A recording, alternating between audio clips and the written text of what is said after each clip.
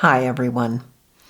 Right now, our teenage girls are watching powerful people escape accountability in the Epstein case. And whether we realize it or not, there's a message that's being sent to them.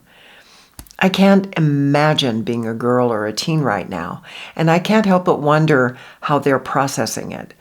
And how they're reacting to it. So I did some research to find out what they are experiencing. And I found a Sunn Post article, which is a national student paper that included comments from teenage girls. And they're reacting to the battle over the Epstein files. And here's one of the comments from the girls with her thoughts about the teens who were victimized. Gen Z is very justice focused, and a lot of Gen Z girls can relate to this because sexual assault is still such a prominent issue. We feel sympathy and empathy for them, and there's still so much not known and very little justice because we don't know who was involved.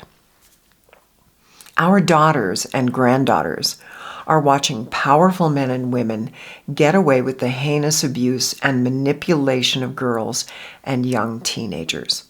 So when the government withholds the Epstein files from being fully released, unredacted, with the exception of the victims, which of course they've already messed up by posting the girls' names and redacting the men's names, and the girls and teens who were abused don't get justice, what heartbreaking message does that send to our daughters and granddaughters? The message they're receiving is this: girls don't matter, which internalizes as I don't matter. Many of us as conscious women, as adults, have healed deep childhood wounds. Many of you know I healed from childhood sexual abuse. And in another video, I'll share more of the story.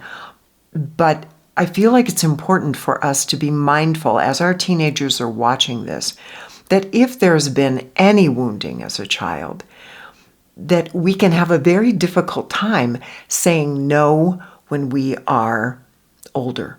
I know that personally, okay, from my own life.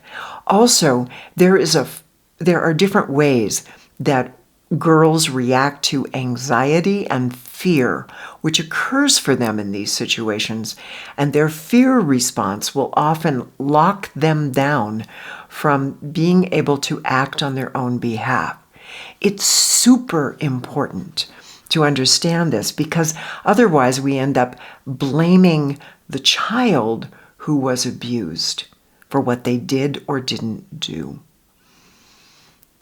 And when they are children, the people who need to take responsibility are the adults in the room and the adults who come around them after that abuse has taken place to help them heal. We already know, those of us that have done our deep healing, that our girls will eventually be faced with the wound of this: I don't matter because I was born a girl.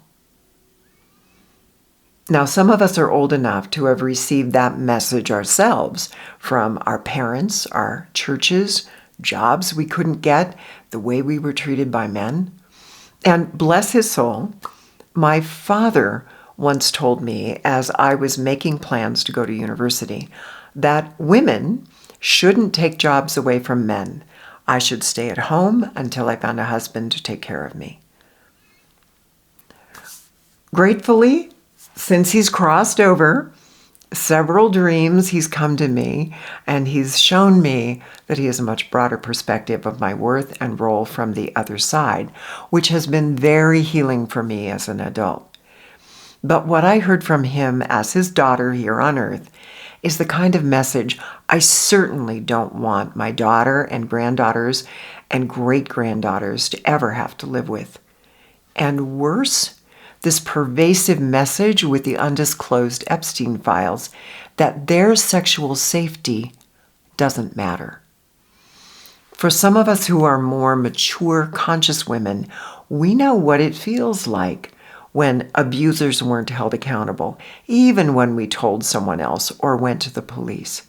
When we had to keep secrets to protect the family members or were threatened if we told the truth. What it felt like when our pain was dismissed and when we weren't treated with respect. As conscious women, we know our girls deserve to have lives where they aren't preyed upon by men. As conscious women, we know they deserve to see men with money and influence being held accountable for their abuses.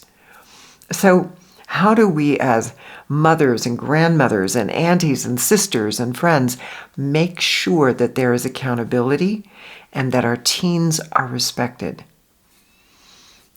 When I know something has to change, I ask myself 2 questions. See if these questions resonate with you. The first is, what can I hold in compassionate love? That compassionate love might be for whoever has been a victim. It might even be, we can talk about more of this in another video, it might even be for the abuser, who I also see as being typically a victim. Right? So what can I hold? What do I feel ready and able to hold in compassionate love? Then I ask myself, what compassionate action can I take? And I'm going to offer a couple of ideas here. And feel free to add your own suggestions in the comments below. I would invite you to take a few minutes today to hold in your heart the kind of compassion that says, for example, to a victim or the victims, to whoever comes to mind. It might even be somebody you know in your own life or your child self. I see you. I hear you. You matter to me. And I'm holding a vision of justice and your safety in the future.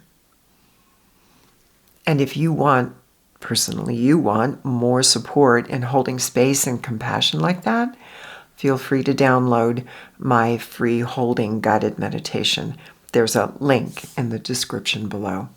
The second thing, call or write to your representatives and senators and tell them that you're a parent or a grandmother, you're a caring woman, that what you want to see and the appropriate action for us to expect is accountability for every person involved in abusing teenage girls. Care, respect, justice for every child is our collective responsibility and our privilege. So I'm curious, how are you holding our girls in your heart right now? Just take a moment. What would you feel for them? What is the love and the hope that you feel for them? And what is one compassionate action you see that we can take together to protect and honor them? I'd love to hear your ideas. So please share in the comments below. And if conversations like this matter to you, please subscribe so we can continue creating a more conscious world together. Thank you for watching. I'm holding you in my heart, and I'll see you next time.